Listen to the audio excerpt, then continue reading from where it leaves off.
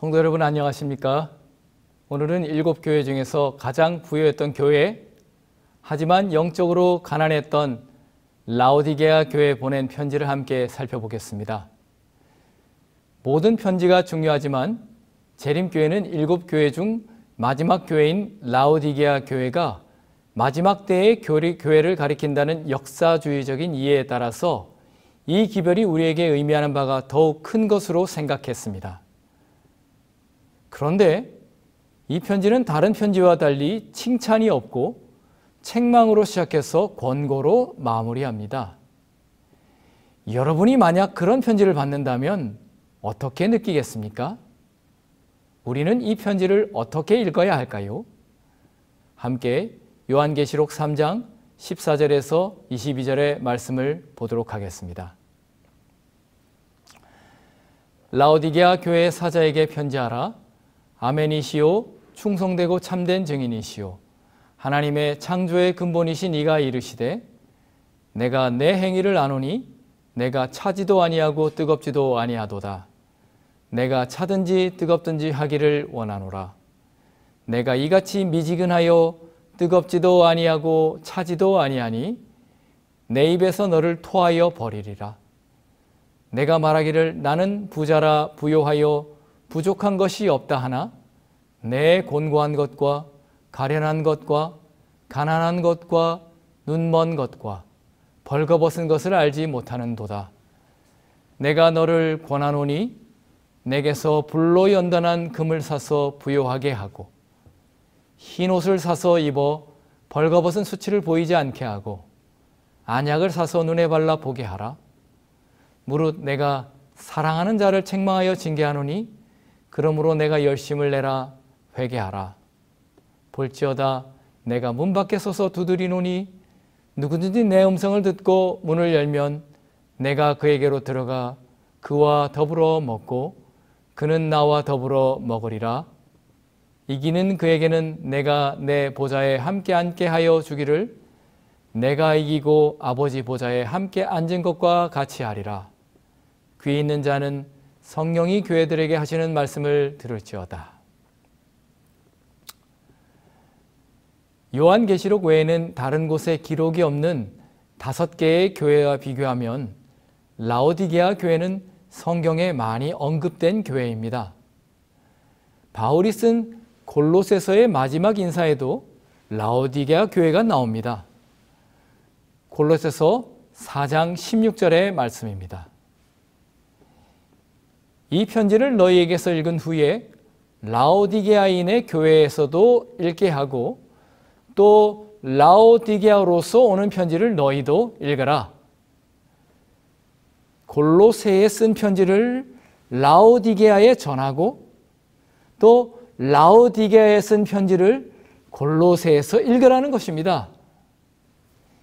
이 편지가 오늘날 우리에게 전해지지는 않았지만 바울이 라오디게아 교회에도 서신을 쓴 것을 알 수 있습니다.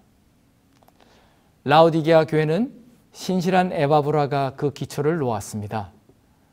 골로새서 4장 13절을 보면 에바브라가 히에라볼리와 라오디게아 교회를 위해서 많이 수고하였다고 하였습니다.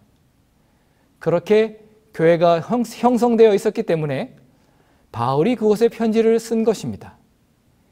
이런 기록들과 요한이 편지를 보낸 7교회에 라오디게아가 포함된 것을 보면은 이 교회는 아주 중요한 교회였습니다.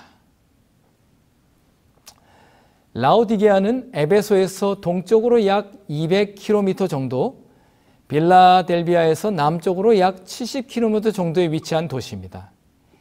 이 도시는 교통의 요지에 세워졌기 때문에 무역이 발달한 당시에 가장 부유한 도시였습니다. 사도 요한 당시에는 검은 양털이 유명해서 그것을 모직으로 만들어 대규모로 판매하였습니다. 지금까지도 이곳은 세계에서 중요한 섬유센터입니다. 그래서 라오디게아 사람들은 옷을 잘 입었고 로마 시대에는 라오디게아에서 만든 옷을 입는 것을 최고로 여겼습니다. 그렇게 산업이 발달해서 돈이 모이는, 그래서 금이 많았던 금융 도시였습니다. 또 이곳은 의과 대학이 유명했는데 특별히 여기에서 생산되는 프리지아 가루는 눈병을 고치는 유명한 안약이었습니다. 그러니까 이곳이 원래 금과 옷과 안약이 유명한 곳이었습니다. 라오디게아는 소아시아에서 가장 잘 나가는 도시였습니다.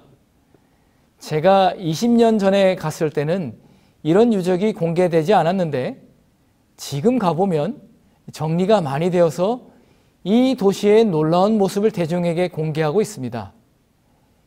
여기에 이런 로마 극장이 2개가 있습니다. 놀라운 일이죠. 로마의 유적을 많이 보았지만 이런 도시에 극장이 2개가 있는 곳은 어디에도 없습니다. 당시 부유했던 에베소의 인구가 20만이었는데 극장이 하나 있었습니다. 라오디게아는 인구가 4만밖에 안 되는데 극장이 2개였습니다. 그것은 무엇을 의미합니까? 이곳은 문화와 행사가 넘치는 곳이었습니다. 유적들을 보면 모든 것이 잘 갖추어져 있고 풍요롭고 넉넉하고 이 문화가 넘치는 그런 세련된 도시가 라오디게아였습니다. 이곳이 매우 부유했던 것은 두말할 것이 없습니다. 역사의 기록을 보면 AD 60년에 큰 지진이 일어나서 이 도시가 파괴되었습니다.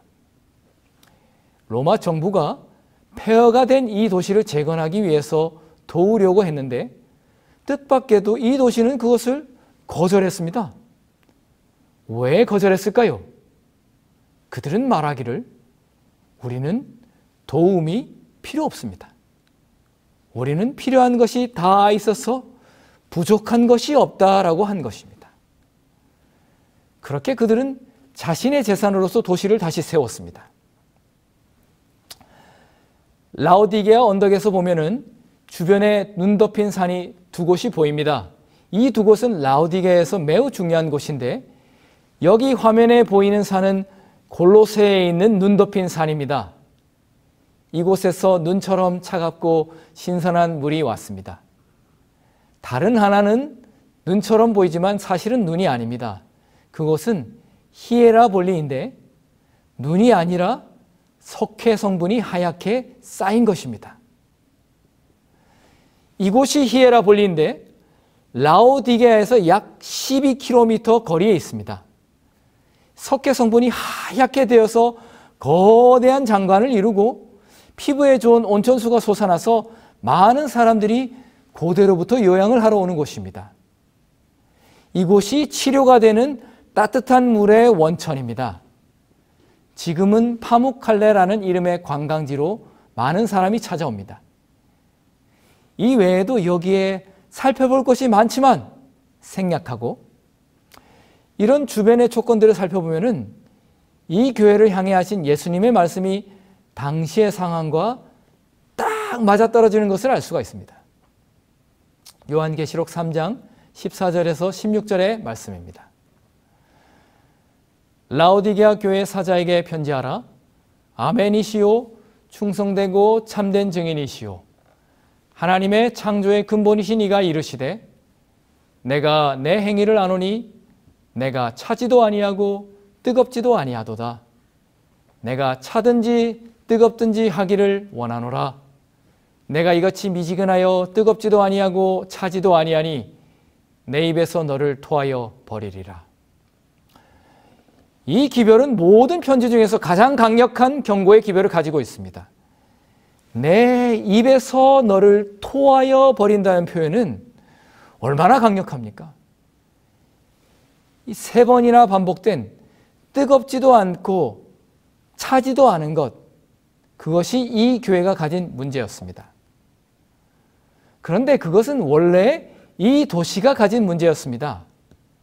아주 산뜻한 도시, 부족한 것이 없는 도시 라오디게아에 부족한 것이 하나 있는데 그것이 물이었습니다. 그것은 이 도시가 물이 있는 곳에 세워진 것이 아니라 사람이 모이는 길을 따라서 무역로를 중심으로 세워졌기 때문에 이곳은 물 문제가 심각했습니다.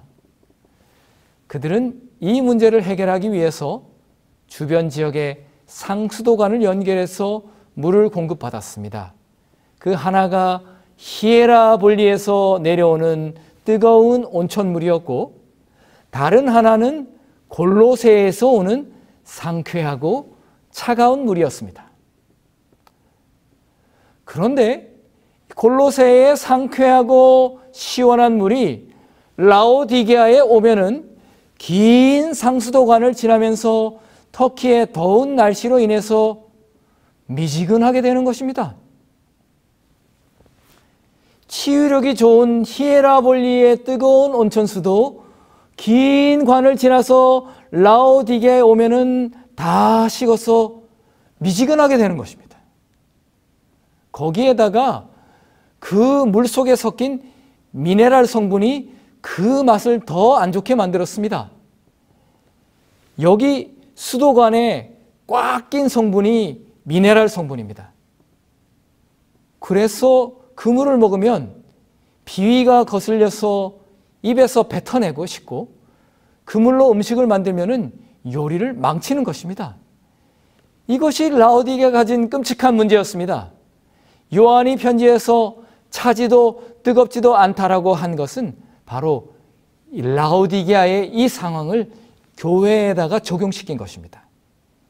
이 교회의 상황이 라오디게아의 끔찍한 물과 같다는 것입니다. 라오디게아 교회는 본래 좋은 것을 상실한 쓸모없는 무엇이 된 것입니다. 오늘날도 우리가 찻집이나 커피숍에 가면은 메뉴에 뜨겁거나 차가운 음료는 있지만 미지근한 것은 팔지 않습니다. 미지근한 것은 만든 지 오래되고 맛이 없고 방치되고 쓸모가 없는 것입니다. 그런데도 그들은 그 자신의 상태에 만족하고 있었습니다. 요한계시록 3장 17절에서 18절입니다.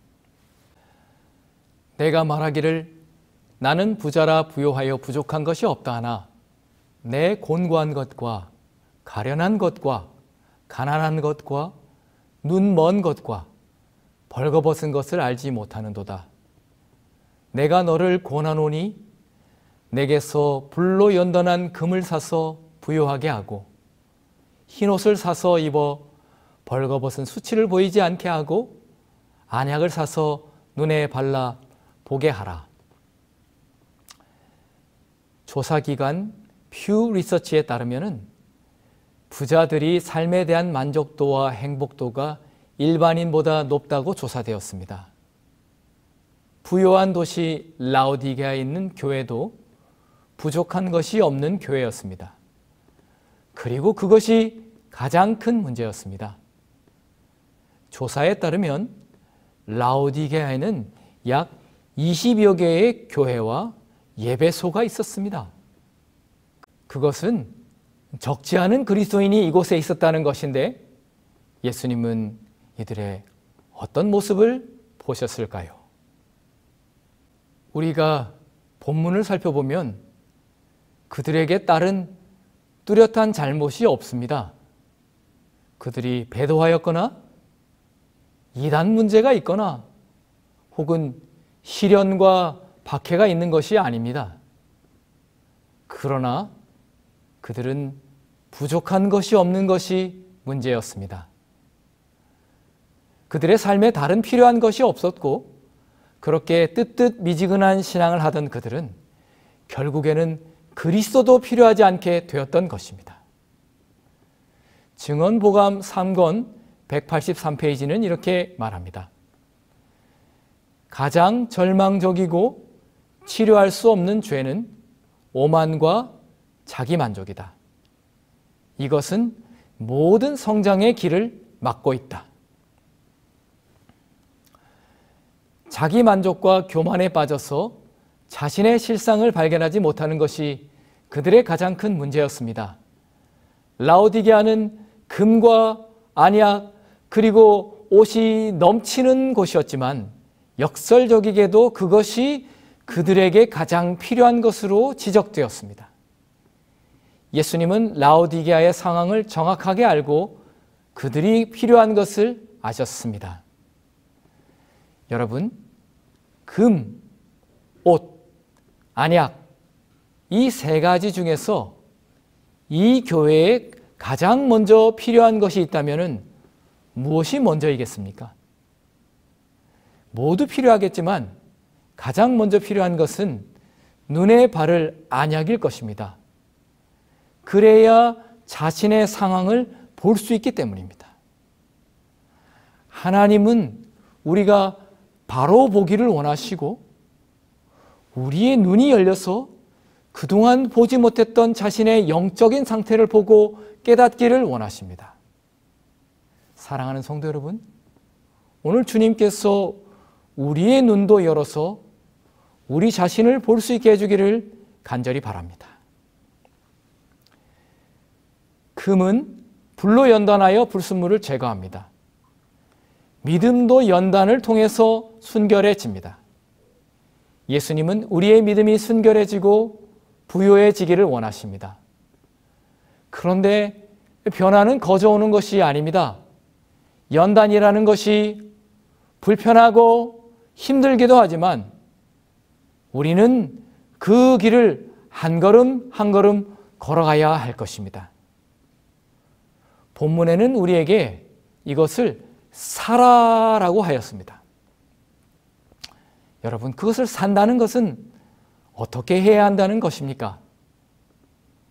우리는 하나님께서 모든 좋은 것을 값없이 거저 주시는 것을 압니다. 그러나 하나님께서 이 좋은 것을 거저 주실 때에 우리에게 요구하는 것이 있습니다. 그것은 나의 자만심과 자존심을 버리라는 것입니다. 우리의 나쁜 것을 하나님께 드리고 하나님께서 주시는 귀한 것으로 받으라는 것입니다. 그것이 나를 대신해서 십자가를 지신 예수님께서 주시는 놀라운 사랑과 은혜입니다. 사랑하는 성도 여러분, 하나님께서 오늘 주님 앞에 여러분의 나쁜 것을 내어놓기를 원하십니다. 우리를 부르시고 권고하시는 은혜 앞에 순종하시게 되기를 바랍니다. 그래서 십자가의 은혜로 채워진 부요한 믿음의 자녀들이 되기를 간절히 바랍니다. 또 흰 옷을 사서 입으라고 하셨습니다. 이것은 라오디게아의 유명한 검은 옷과 비교되는 것이지요. 이 옷은 계시록 16장의 마지막 전쟁에서 하나님의 백성에게 꼭 필요한 것으로 나타납니다. 보라, 내가 도둑같이 오리니 누구든지 깨어 자기 옷을 지켜 벌거벗고 다니지 아니하며 자기의 부끄러움을 보이지 아니하는 자는 복이 있도다. 나의 나태함과 영적인 벌거벗음을 덮을 옷을 사라고 하시는 것입니다. 우리가 그리스도의 옷을 입는다는 것은 생각과 의지, 이 모든 것에서 그리스도의 것으로 입는 것을 의미합니다. 그것은 내가 생각할 때에 그리스도의 생각으로 생각하는 것입니다. 나의 삶 속에서 그리스도의 살아계심이 나타나고 나의 걸음에서 예수님의 발자취가 묻어날 때에 우리는 그분의 옷을 입는 것입니다. 이렇게 부드럽게 권면하시고 또 책망하시는 음성이 계시록 3장 19절 20절에서 이어집니다. 물은 내가 사랑하는 자를 책망하여 징계하노니 그러므로 내가 열심을 내라. 회개하라. 볼지어다 내가 문 밖에 서서 두드리노니 누구든지 내 음성을 듣고 문을 열면 내가 그에게로 들어가 그와 더불어 먹고 그는 나와 더불어 먹으리라. 주님께서는 정말 강력한 경고를 주셨는데 우리가 본문을 보면 이 교회를 향한 경고가 강력한 이유는 이 교회를 사랑하는 마음도 강력하기 때문입니다. 여기 사랑하는 마음으로 책망하신다는 말씀이 하나님의 본심입니다. 그러므로 이 교회는 버려지지 않았습니다. 문제가 있고 칭찬이 하나 없는 심각한 책망을 받은 교회이지만 이 교회는 여전히 하나님의 교회입니다. 그리고 우리의 교회도 그렇습니다. 끔찍하고 미지근한 신앙의 라오디게아 교회지만 이 교회는 지금도 하나님의 사랑의 대상입니다. 하나님은 우리를 있는 그대로 사랑하십니다. 그러나 우리를 있는 모습 그대로 두지는 않으십니다. 하나님은 우리가 변화되기를 원하시기 때문에 책망하시고 징계하십니다. 그런데 변화는 쉽지 않습니다. 여러분, 혹시 자녀를 양육하시면서 우리 아이가 언제쯤 변할까 하는 고민을 해보셨습니까? 저는 제 부모님이 분명히 그러셨을 거라고 생각합니다. 저희 부모님이 저를 위해서 오래 기다리셨습니다. 하나님은 그보다 더 오래 기다리십니다. 그렇게 기다리시는 하나님의 모습이 여기 문 밖에 서 계신 분으로 나타납니다. 큰 문제 없는 것 같은 라오디게아 교회가 가진 문제는 바로 그리스도를 문 밖에 세우던 것입니다. 그들은 큰 어려움 없이 신앙을 하는 것 같지만 그리스도가 그들의 중심에 있지 않았습니다. 본문은 볼지어다 하면서 우리의 눈을 떠서 문 밖에 계신 예수님을 보도록 요청합니다. 사랑하는 성도 여러분, 예수님은 언제부터 이 문을 두드리셨을까요? 그분은 얼마나 이 문을 열고 들어오기를 원하시겠습니까? 오늘날의 라오디게아 교회인 사랑하는 성도 여러분, 지금 내 마음을 주님께 열고 그 문을 열고 예수님을 마음속으로 모셔드리는 우리가 되기를 간절히 바랍니다. 예수님께서는 내 음성을 들으라고 하셨습니다. 그래서 우리는 잘 보고 잘 들어야 합니다.